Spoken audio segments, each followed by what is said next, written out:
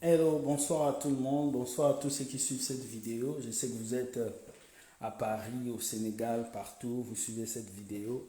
Je suis juste là pour parler un peu, pour donner mon point de vue concernant l'arrestation de la femme du pasteur Mukendi. Sa femme a été arrêtée dans la nuit du mardi au mercredi parce qu'elle était en train de vouloir fuir le Canada avec le bébé pour aller rejoindre son mari. Si vous suivez les vidéos qui sont passées, les vidéos que j'avais faites, j'avais bien dit aux pasteurs, à tous les pasteurs, faites très attention, vous êtes surveillés, vous êtes très surveillés, vos actions, tout ce que vous faites est très bien surveillé. Et souvent j'ai l'impression que lorsque nous venons parler ici, pour certains, c'est comme si nous venons bavarder. Pour certains aussi, c'est comme si on vient passer notre temps.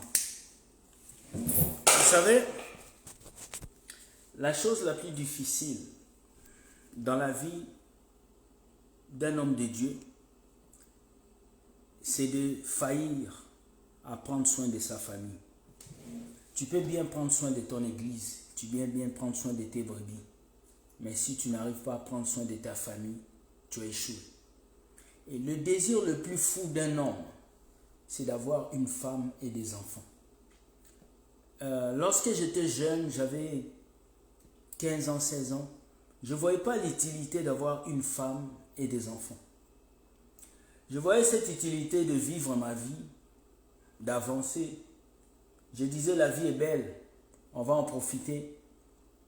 Mais lorsque j'ai grandi, j'ai maturé, j'ai commencé à voir les hommes qui ont une femme et des enfants. J'ai commencé à voir les familles, j'ai commencé à me dire waouh. J'ai commencé à sentir ce désir de rentrer chez soi, de voir sa femme et des enfants jouer, de rentrer chez soi, de voir les personnes qu'on aime. Et j'ai compris que la richesse n'est pas dans la voiture, la richesse n'est pas dans une grosse maison, la richesse n'est pas dans ton porte-monnaie, la richesse n'est pas dans les acclamations des gens, la richesse n'est pas dans les partages de vidéos Facebook, mais la richesse est dans une famille.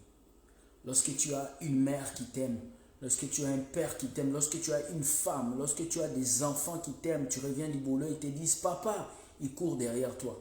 C'est ça la vraie richesse. La vraie richesse, ce sont les personnes. Ce ne sont pas les choses qu'on voit autour de nous. Alors, ça m'a fait pitié de voir la femme du pasteur Paul Mukendi arrêtée avec un bébé. Ce que moi je veux dire aujourd'hui, c'est communauté chrétienne, levez-vous. Pasteur canadien, levez-vous. Depuis qu'on a arrêté le pasteur Paul, je n'ai pas vu un homme de Dieu qui a parlé. Je n'ai pas vu un Canadien, un pasteur canadien qui s'est levé pour parler. Je n'ai pas vu un pasteur canadien qui s'est levé pour lever sa main. Depuis que cette histoire a commencé, aucun pasteur canadien n'a parlé. Aucun. Aucun homme de Dieu au Canada a pris la parole pour parler.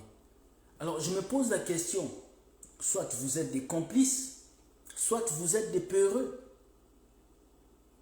Parce que la femme du pasteur est arrêtée avec un enfant.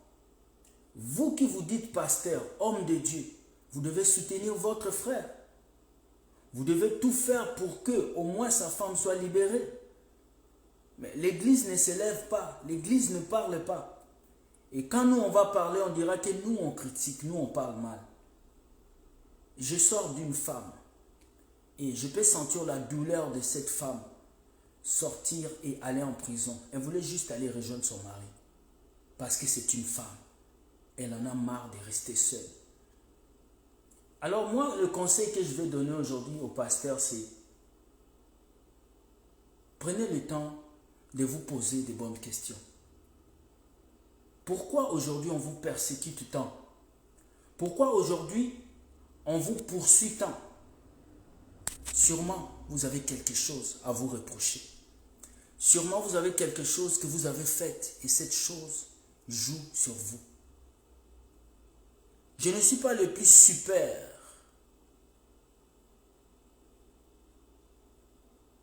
Je ne suis pas le plus super homme. Je ne suis pas le mieux placé pour vous donner des conseils. Vous avez le Saint-Esprit, vous avez des Bibles, vous avez des églises, vous avez des fidèles qui vous suivent dans le monde entier. Mais tout ce que je peux vous dire, prenez le temps de réfléchir sur vos vies. Prenez le temps de vous poser des questions. Parce que l'acte du pasteur Paul Mukendi, certains peuvent l'interpeller comme bon, il est parti. Certains peuvent l'interpeller comme mauvais, il a fui. Mais les répercussions vont tomber sur qui? Sur vous, les pasteurs canadiens. Les répercussions vont tomber sur les églises chrétiennes canadiennes. Les répercussions vont tomber sur presque tous ceux qui sont hommes de Dieu du Canada. Les répercussions vont tomber sur vous. Parce que là, on est en train de le chercher. Et ils seront prêts à traquer tous les gens qui ont été en contact avec lui. Moi, ce que je vais dire ce soir, c'est les pasteurs canadiens, que vous soyez à Montréal, à Sherbrooke, levez-vous et parlez. Levez-vous et parlez. La femme de votre collègue est arrêtée. Vous ne parlez pas. Les chrétiens continuent de dormir au Canada. Est-ce que nous avons des églises au Canada? Est-ce que nous avons des chrétiens au Canada? Je ne crois pas. Je ne pense pas. Pour cette femme, moi j'ai la compassion. C'est une femme. C'est une maman. Elle a des enfants. Une femme qui reste seule avec des enfants, ce n'est pas facile. Surtout dans un pays comme le Canada. Alors moi, je demande aux chrétiens du monde de prier pour cette femme. De prier pour le pasteur Mukendi. De prier pour les pasteurs. Priez pour vos pasteurs. Ne venez pas seulement devant vos pasteurs pour avoir des miracles, des mariages. Non, priez pour vos pasteurs. Prenez le temps de prier pour eux. Ils sont combattus. Ils sont flagellés. Il y a des lois qui sont votées contre eux. Priez pour eux. Mais tu verras des chrétiens dans cette vie qui ne prient pas pour leurs pasteurs. Ils ne prennent pas du temps pour prier pour eux. Ils veulent que le pasteur prie pour eux. Ils veulent que le pasteur jeûne pour eux, mais eux-mêmes, ils ne prient pas pour eux. Le pasteur, c'est un être humain comme toi. Il a des problèmes. Il a des soucis. Il a des problèmes. C'est juste parce qu'il se met devant toi que toi, tu penses que c'est un super homme. Un leader aussi a des soucis. Alors ce soir, je viens te dire, toi qui me suis, prends ton temps pour prier pour ton pasteur. Surtout si tu es au Canada, commencez à prier pour vos pasteurs. Parce que cet acte que le monsieur Paul Mukendi a fait a créé beaucoup de choses concernant les pasteurs du Canada. Aucun d'entre eux parle. Aucun. Aucun d'entre eux parle. Aucun parle. Regardez, depuis que le pasteur Paul Mukendi est parti, même avant, aucun pasteur parle. Raoul Wafo qui est en Côte d'Ivoire a parlé. Qui l'autre pasteur que j'aime beaucoup, qui a beaucoup de cheveux, Samuel Pandjou a parlé. Quel pasteur du Canada que vous avez vu qui a parlé concernant Paul Mukendi? Personne. Je parlais hier à un prophète qui m'a appelé et m'a dit, ah, Paul Mukendi est parti. Ah, mais c'est comment? J'ai dit, mais pasteur, tu ne vas pas parler. Il dit, je vais parler, pourquoi? C'est son problème. Déjà, vos leaders ne se soutiennent pas. Comment est-ce que vous, le peuple, vous allez être soutenus? Alors, il faut l'unité à l'église et cette unité viendra avec la vérité. Vous êtes mes papas, vous les pasteurs, vous êtes les gens que je respecte beaucoup, mais je vous demande s'il vous plaît, les pasteurs, s'il vous plaît, regardez vos propres vies. Surtout les pasteurs du Canada, regardez vos vies. Il y a anguille sous roche et vous devez régler ces problèmes. Votre confrère a des problèmes avec ça, problème avec le gouvernement canadien. Il a fui le pays. Personne d'entre vous parle. Parce que certains d'entre vous, vous avez des églises qui ne sont pas enregistrées. Vous avez des églises dans le sous-sol des églises catholiques. Vous n'avez pas enregistré vos églises. Il n'y a pas de papier dans vos églises. Beaucoup de membres qui viennent chez vous n'ont pas même des cartes des nationalités canadiennes. Les locaux où vous louez, ce n'est même pas légal. Alors, parce que vous savez que vous avez des églises illégaux, vous ne pouvez pas vous prononcer parce que le gouvernement va mettre un œil sur vous. Il faut que vous puissiez changer. Vous ne vous soutenez pas, vous le pasteur, et vous voulez que le peuple de Dieu vous soutienne. Vous ne vous soutenez pas et vous voulez que le peuple vous soutienne. Avant que le peuple de Dieu vous soutienne, il faut que vous-même, les pasteurs, vous vous soutenez. Quand il y a ces problèmes avec Paul Mouken, il doit y avoir au moins 30 pasteurs canadiens pour se lever et parler. Mais quel pasteur canadien parle? Personne. Après, vous allez dire que vous vous aimez. Vous voulez que Dieu vienne chercher l'église. Dieu viendra chercher quelle église?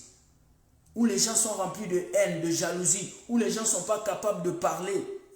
Moi, je parlerai. Et me voici, je parle. Parce que je dois parler. En tout cas, mon conseil ce soir, priez pour vos pasteurs. Ils ont besoin de la prière. Merci beaucoup, bonne soirée.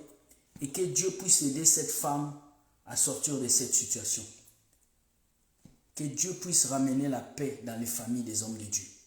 Merci beaucoup, bonne soirée. Je n'ai pas insulté quelqu'un, j'ai juste dit la vérité. Bonne soirée à vous et bye.